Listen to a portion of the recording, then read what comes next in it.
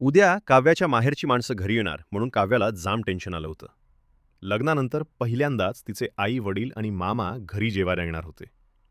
काव्याच्या घरी तिच्या सासूबाई आणि मोठ्या जाऊबाईही होत्या. लग्नाला अवघा 1.5 महिना झालेला.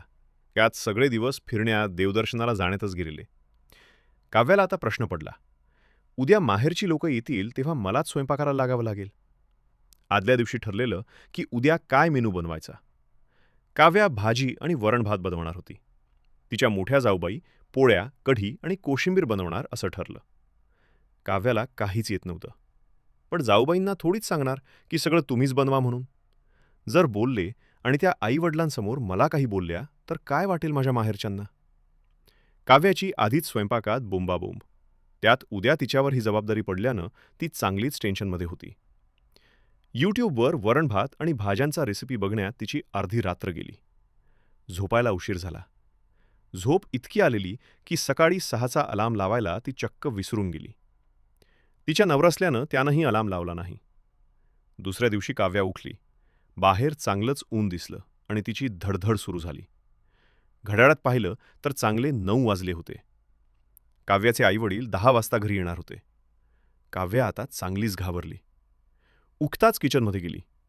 सासूबाई आणि जाऊबाई हॉलमध्ये चहा घेत बसल्या होत्या. त्यांनी काव्याकडे पाहिलं आणि काहीच हावभाव दिले नाहीत. काव्या किचनमध्ये गेली.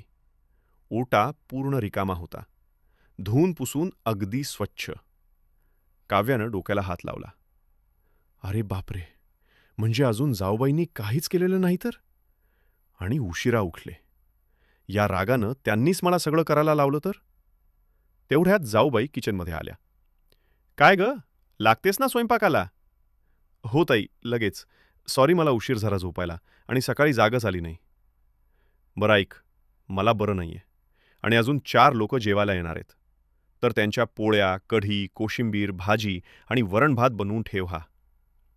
काव्या बघतच राहिली. डोळ्यावरची झोप अजूनही उडाली नव्हती. अंघोळ नव्हती, ब्रश नव्हता. काव्या रडायला सुरुवात करणार तोच सासूबाईंनी जाऊबाईंना आवाज दिला. अगं, कशाला चेष्टा करतेस तिची? काव्या बेटा, सगळा स्वयंपाक करून ठेवला जाऊबाईंनी. तू जा, अंघोळ कर आणि मस्त तयारी करून बाहेर ये. काव्यानं डायनिंग टेबलवर पाहिलं. सगळं तयार करून झाकून ठेवलं होतं. जाऊबाई आणि सासूबाई हसायला लागल्या. काव्याचा एकदम मूड बदलला आणि ती अंघोळीला गेली. काव्याचे आई वडील आले. जाऊबाईंनी त्यांचं छान आदरातिथ्य केलं. जाताना भरपूर फळं, भाजीपाला देऊन बोळवण केली. मुलगी सुखात आहे याचं खात्रीनं काव्याच्या आईवडिलांनी निरोप घेतला. आईवडील गेल्यानंतर काव्या जाऊबाईंजवळ गेली. कृतज्ञ भावनेनं तिनं मनापासून बोलायला सुरुवात केली. ताई, तुमचे खूप खूप आभार. माझ्या आईवडिलांसाठी तुम्ही सगळं केलंत. तेही मी उशिरा उठले तरी. नाहीतर दुसरी असती तर म्हणाली असती की तिचे आईवडील आहेत, ती बघून घेईल म्हणून. अगं, मलाही ते आईवडिलांच्याच जागी आहेत. आणि उशिरा उठलीस तर गुन्हा नाही केला तू. होतं असं सवय होईपर्यंत. आणि मी असताना कशाला काळजी करतेस? मी खरंच भाग्यवान आहे, मला तुमच्यासारख्या जाऊबाई मिळाल्या म्हणून. ही वागणूक आपल्या सासूबाईंकडूनच शिकले मी. त्यांनीही मी या घरात नवीन आल्यावर मला अशीच वागणूक दिलेली. मी खूप चुका करायचे, पण कधीच त्याबद्दल बोलत नसतं. उलट मलाच लाज वाटायची आणि मी सुधारायचा प्रयत्न करायची.